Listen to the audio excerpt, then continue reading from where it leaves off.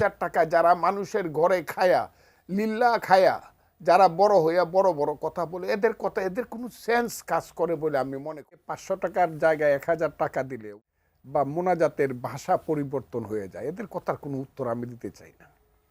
এদেরকে আমার এত বেশি করুণা। কত বড় স্পর্ধা, কত বড় নাখানদারি কথা যে আলেম ওলামার সামনে আলেম ওলামার ইজ্জত নিয়ে আসে টানাটানি করে।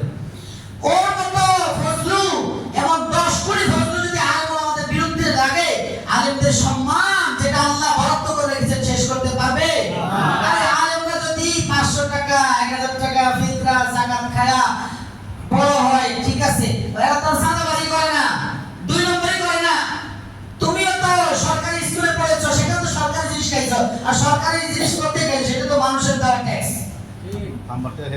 ও প্রিয় মুসলিম ভাইরা, ক্ষমতা এটা আল্লাহর দেওয়া নিয়ামত। এই ক্ষমতার অপব্যবহার করে আল্লাহর গোলামদের বিরোধিতা করবেন না।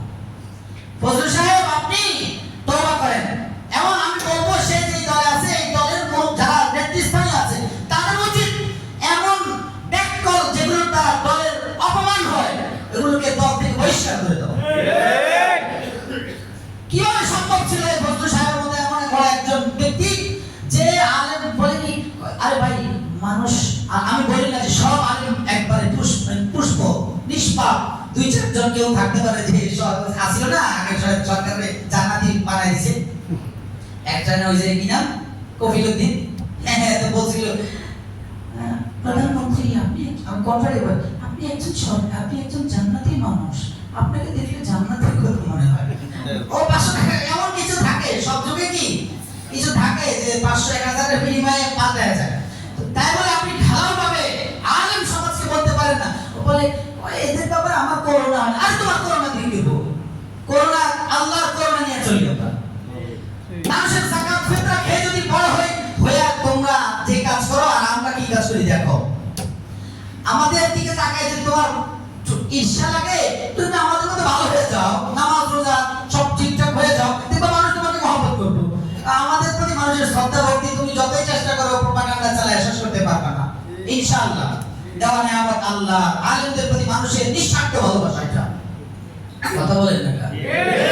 আপনারা কি আলেম সাহেবরা আপনাদেরকে মাসে 500-1000 করে দেয় যে দেখা হইলে কি ইজ্জত দিয়ে কথা বলেন, সম্মান দিয়ে কথা বলেন? কেন 500-1000 করে মাসে দেয় দেখেন কেন? এটা মনে করেন একটা কাফেলা, এটা একটা আল্লাহর নবীর ওয়ারিস, এটা একটা জান্নাতি কাফেলা মনে করেন। আল্লাহ যদি কাউকে কারো ওসিলে মাফ করে দেয়, সেই হিসাবে হয়তো ভালোবাসা মহব্বত রাখেন। গ্যারান্টি নিয়ে আসেন আলেমরা আবার যারা জান্নাত যাবে আপনাদেরকে নিয়ে যাও না, তাদের কি গ্যারান্টি আছে? হ্যাঁ, রাসূল কিছু সুসংবাদ দিয়ে গেছেন যে আলেম সত্যিকার অর্থে আলেম হলে আল্লাহর হাবিব বলেছেন, ওরে পর্দা দিয়া ঘেরাও করে ফেলবো, যদি গুনাহ করে হাসর ময়দানে সবার সামনে, বুখারী হাদিস, পর্দা দিয়া ঘেরাও দিবেন, সবার সামনে জিজ্ঞেস করবেন না, বেইজ্জত করবেন না। ওই যে ইলম দিবেন না, ইলম তো আল্লাহর, ইলম কার নিয়ামত? আল্লাহ।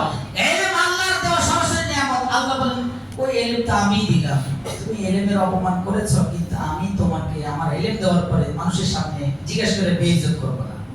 পর্দা দিয়া ঠিকে ওই আলেমকে বলবেন, দুনিয়া গোপন রাখছি, আজকেও কারো সামনে প্রকাশ করলাম না, জান্নাতে চলে যান। সুবহানাল্লাহ।